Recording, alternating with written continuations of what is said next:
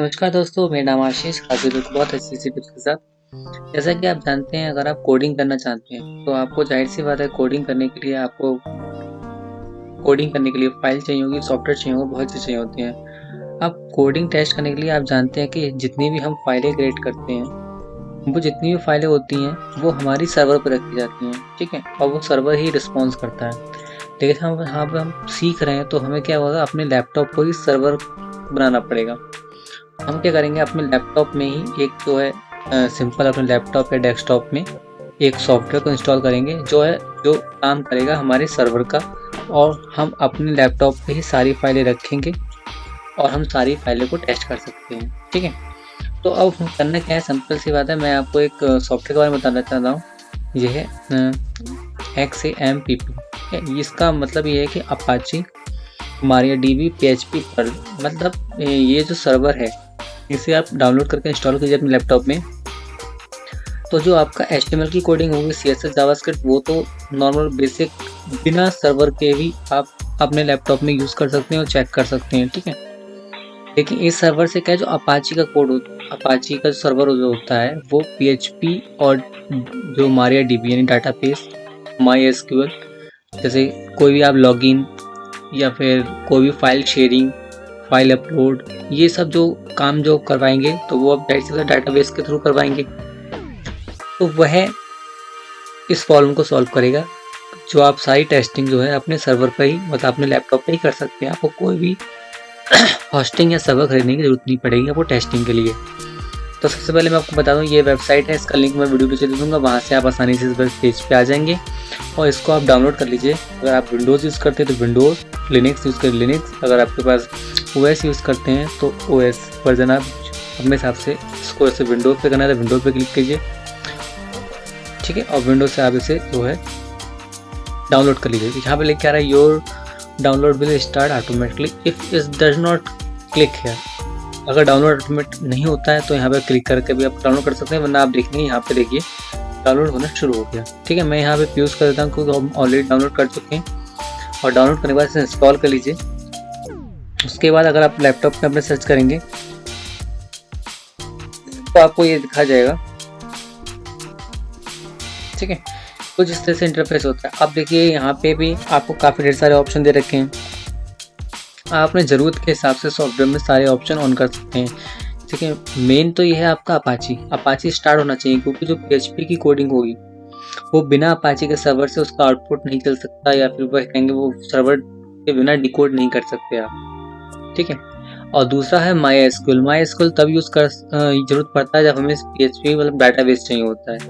कहीं भी आप लॉगिन करा रहे हो, यूज़र एडमिन है, या फिर कहीं कॉन्टैक्ट फॉर्म आप शो करा रहे हो, तो उसके लिए आपको ये दोनों चीज़ें ज़रूरत पड़ती हैं। यहाँ पे कुछ एरर आ रहा है, वो मैं इसको सॉल्व कर लूँगा। तो यहाँ से आप जो भी आपको सर्वर चाहिए वो आप कर सकते हैं, ठीक है? अब आप इस सर्वर को हम टेस्ट कैसे करेंगे, सबसे पहले मैं आपको दिखाता हूँ। यहाँ पे अब यहाँ पे देखिए एक एक्सप्लोरर दे रखा है आपको, तो ये जो है पूरा इसकी डायरेक्टरी है सॉफ्टवेयर की। तो यहाँ पे आप देखेंगे जो हमारा HTTP डॉक होगा, जहाँ तक ठीक है HT डॉक्स है, ठीक है? यहाँ पे जितने भी फाइल्स हैं जो मैंने ऑलरेडी मेरे प्रोजेक्ट बने रखे हैं, यहाँ पे आप जो भी PHP कोड होंगे वो वहाँ पे आप डिकोड कर सकते हैं, यानी टेस्ट कर सकते हैं। तो सबसे पहले देखिए मैं यहाँ पे क्या करता हूँ, एक नया फाइल क्रिएट कर लेता हूँ, ठीक है? एक टेक्स्ट डॉक्यूमेंट बनाता हूँ। यहाँ पे मैं लिखता हूँ टेस्ट, ठीक है, PHP टेस्ट, और उसके बाद में .php। जैसा आप जानते हैं PHP का जो एक्सट्रैक्शन है वो है .php। तो मैं इसको यहाँ पर सेव कर देता हूँ। तो आप देखेंगे test.php नाम से एक फाइल सेव हो गई है, ठीक है? अब मैं इसको ओपन कर लेता हूँ। अब इस फाइल को आप ओपन कर सकते हैं किसी भी नोटपैड पे, ज़रूरी नहीं है कि आपको कोई एडिशनल सॉफ्टवेयर की जरूरत पड़े। जैसे वैसे तो हम सबलाइम सॉफ्टवेयर यूज़ करता हूँ मैं, सबलाइम टेक्स्ट एडिटर, लेकिन इसको आप नोटपैड पे ओपन कर सकते हैं। यहाँ से लीजिए एडिट नोटपैड कर लीजिए, ठीक है? तो आप देखेंगे PHP मैंने नोटपैड में ओपन हो गई है, ठीक है? अब यहाँ पे क्या है, जो हम PHP का कोड हम लिखा है, तो PHP का जो मेन सिंटैक्स होता है वो ये होता है, ब्रैकेट क्वेश्चन मार्क PHP, इस तरह से उसको मैंने क्लोज कर दिया। अब मैं यहाँ पे है मान लो मैंने इको कराता हूँ, कुछ इको लिख देता हूँ, माई नेम इज आशीष। इसको मैं सेव कर देता हूँ। अब मुझे ये फाइल ओपन करनी है, तो इस फाइल को मैं ओपन कैसे करूँगा? अब यहाँ सॉफ्टवेयर आप जाएंगे तो यहाँ पे देखेंगे हमारा देखिए अपाची सर्वर चल रहा है, ठीक है। अब आप ब्राउज़र पर जाइए, ब्राउज़र पर जाइए, आप सिंपल लिखिए लोकल होस्ट, ठीक है। लोकल होस्ट, अगर मैं लोकल होस्ट करके करता हूँ तो यहाँ पे सारी डायरेक्टरी आ जाती हैं और यहाँ पे आप देखेंगे हमारी फाइल भी होगी, ये test.php आप देख सकते हैं, ठीक है। ऐसे मैं क्लिक करता हूँ तो देखिए यहाँ लिख के आएगा माई नेम इज आशीष। इस तरह से आप जो है यहाँ पे सर्वर पे काम कर सकते हैं। जो भी आप कोड लिखेंगे अपना यहाँ पे, वो यहाँ पे आपको डिस्प्ले करेगा।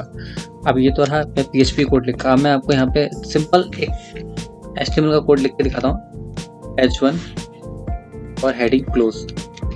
ये H1 का हेडिंग टैग है, तो यहाँ पे मैं लिख देता हूँ दिस इज आशीष वीडियोस। इसको मैं यहाँ पे सेव कर देता हूँ, तो मैंने यहाँ पर कंट्रोल से सेव कर दिया और ये मैं यहाँ से रिफ्रेश करता हूँ तो आप देखेंगे यहाँ पे दिस इज आशीष वीडियोस लिख के आ गया। तो कोडिंग काम कैसे करती है? कोडिंग में काफ़ी ढेर सारे टैग होते हैं, जैसे यहाँ पे मैंने H1 टैग यूज़ करा है, यहाँ PHP का टैग यूज़ करा है, इको टैग यूज़ करा है। तो ये सारे टैग ये करते हैं कि उस टैग्स को क्या काम करवाना है, कैसा दिखना चाहिए, ये वो कोडिंग का काम होता है। कोडिंग में जो आउटपुट आएगा वो केवल टैग्स आएगा। अब बात करते हैं अगर अपाची सर्वर ना हो तो इसको देख सकते हैं क्या? तो जाहिर सी बात है इसको नहीं देख सकते, लेकिन फिर मैं आपको यहाँ पर टेस्ट करने दिखा देता हूँ। ये अपाची सर्वर है, मैंने इसको स्टॉप कर दिया, ठीक है। अब मैं इस पेज को रिलोड करता हूँ, ठीक है। तो आप देखें this site is can not reach.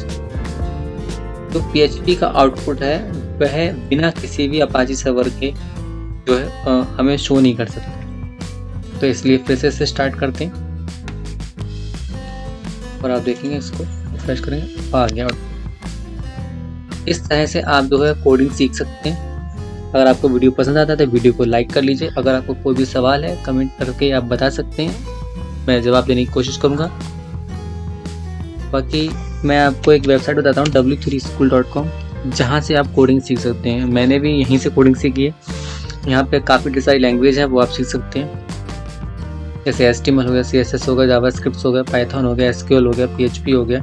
तो नॉर्मल जो भी आप हैं कोडिंग यहाँ से आसानी सीख सकते हैं। और इन फ्यूचर आपको कोई भी वीडियो चाहिए तो कमेंट कीजिए। Thanks for watching. और अगर आपको कोई भी होस्टिंग की ज़रूरत पड़ती है, क्योंकि जाहिर सी बात है आप वेबसाइट सीख रहे हैं, अभी तो आप बेसिक लेवल पे हैं तो आप अपने लैपटॉप को ही सर्वर बना के यूज़ कर रहे हैं, लेकिन जब एडवांस लेवल पर आएंगे तो आपको सर्वर लेना पड़ेगा। जैसे ये हमारी वेबसाइट है, तो यहाँ पे क्या है, जितनी वेबसाइट की फाइलें वो सर्वर पर रखी होती हैं ताकि कोई भी बंदा आके हमारा डोमेन नेम डाले और एक्सेस कर सके, ठीक है। अगर आप इसके लिए आपको होस्टिंग लेनी पड़ेगी।